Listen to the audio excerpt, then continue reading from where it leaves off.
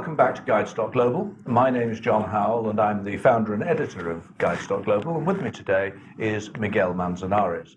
Miguel is the senior partner in the Spanish law firm Manzanares International, based in Marbella on the Costa del Sol, and this video is all about inheritance on the Costa del Sol and how to deal with one. Miguel, thank you for joining us. Thank you very much.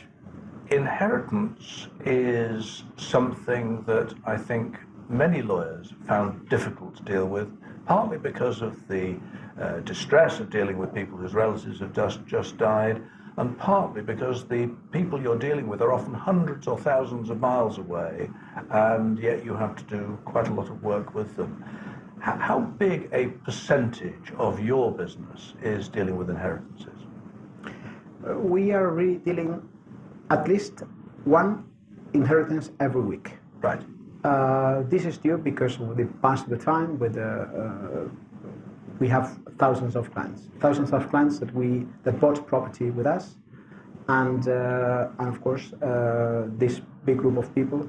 And of course Manzanares has now been dealing with these clients for well over 20 years, and so those people who bought somewhere in Spain for their retirement when they were age 65 20 years ago are now getting to the point, sadly, where some of them will be dying. Yes, correct. Yeah. Yes. In terms of inheritance, there are a number of stages I think we'd like to look at today, and the first one is about inheritance planning. Now, I know many people ignore this, and I believe they are very foolish to ignore it because it can save them tons and tons of money.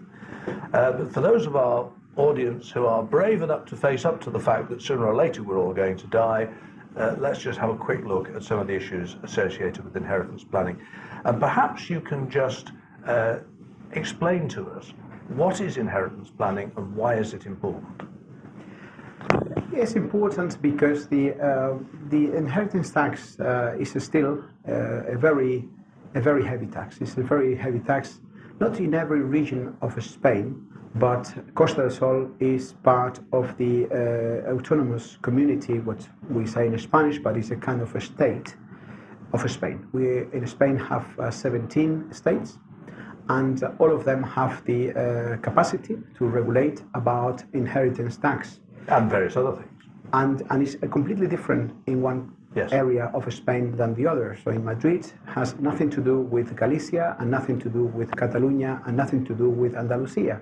So therefore we cannot follow for the inheritance tax one national guide that will tell us what to do everywhere in the Spanish territory, but we have to do the tax planning in Andalusia, in this region. And of course in some regions of Spain the actual law is different as well, isn't it? Not just the taxes, but who inherits what reflects the traditions in that part of Spain rather than the traditions here or in the central parts of Spain. That's correct. We cannot say that we have 17 different set of regulations, because this is really the way that inheritance works, is depending on certain areas. For instance, in the north of Spain and in some other specific areas, we can say that there are 3 or 4 type of different regulations, but in respect of the inheritance tax, yes, there are 17 completely different regulations. And so one of the purposes of inheritance planning is to try and arrange your affairs so that you reduce or ideally eliminate the payment of any inheritance tax. Exactly. So the inheritance planning is really based on 2 factors. The first one is the way to mitigate the inheritance tax impact. By planning the structure, how you buy this property, you can mitigate it or sometimes even eliminate the inheritance tax. The other thing, of course, is to really create a very smooth, straightforward process of inheritance instead of really a very complicated and complex procedure involving different countries with different authorities and taking forever to get it solved. And keeping it simple, and simple means cheap. Correct, yeah. And of course the third thing is to make sure that the people who you actually want to inherit are legally entitled to do so. Because for certain countries there are rules that say who inherits what. And if the rules say that somebody you don't want to inherit is going to inherit, the Spanish will apply those rules. So less of a problem than it used to be, but still one of the factors in inheritance planning, I think. Yes, absolutely. So, inheritance planning can save you tons and tons of money. Yeah, it could, because the inheritance tax in Andalucia, in this region of Spain where Costa del Sol is, goes from 7.65% taxes with sliding scales up to 36.5%. So we are talking about more than a third of the value of the property could go in taxes if we don't plan the acquisition or the structure of ownership properly. So to just give a concrete example of this, let's say I owned a villa here in Marbella and it was worth €1 million. And I lived in it with my girlfriend, not my wife, my girlfriend, and I wanted to give the villa to her when I died. How much tax would she end up paying on inheriting that €1 million villa?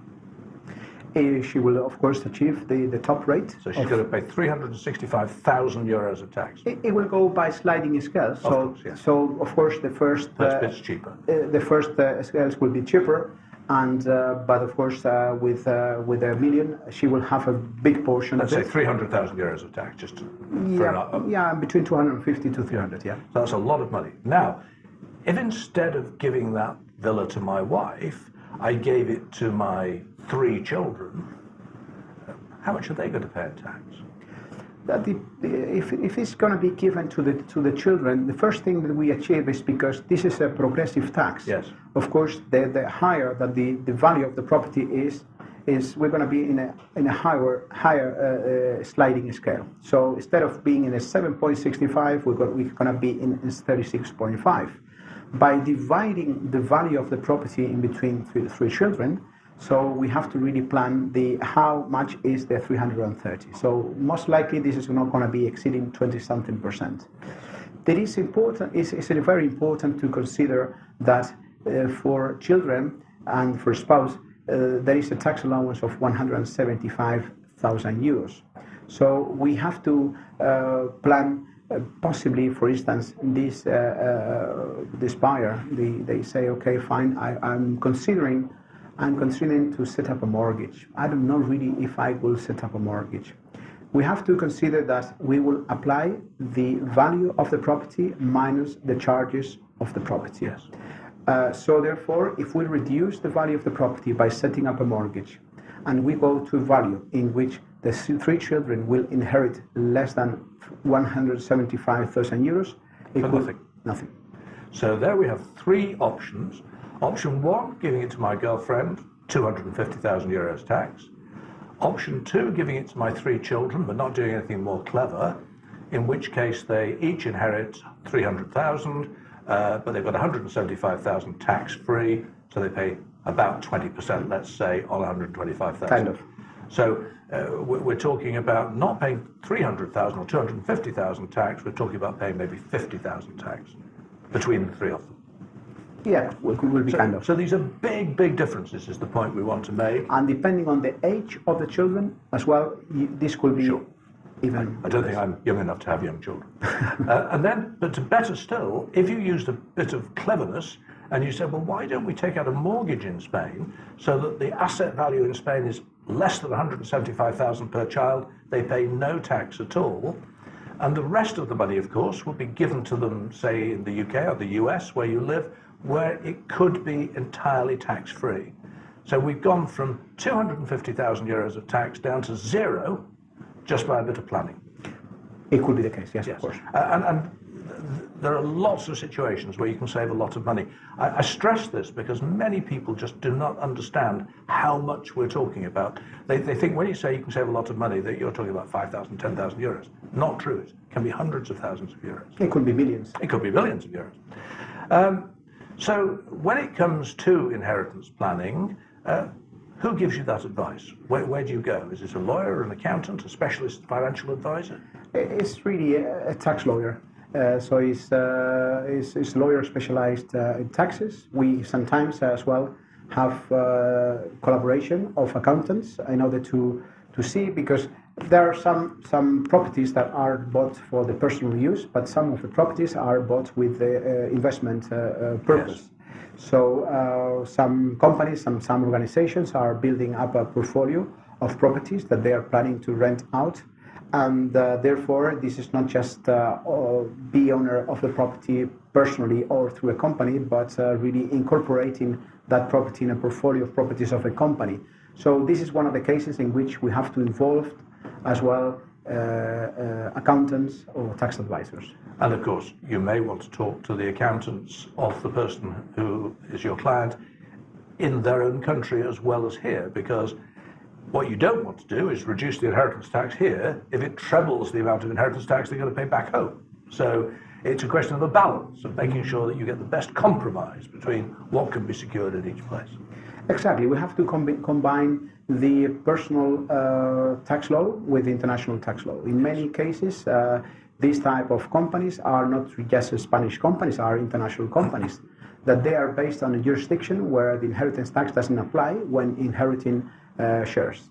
So it's really common to see that some international companies become owners of properties in Spain, and of course at a personal level the beneficiary owners of that company are not inheriting anything in Spain because they are inheriting shares of whatever international corporation is. And this is something that we have to combine with the expertise, with the experts in that country. So sometimes this can get a bit complicated, but it can also save a lot of money. Yes.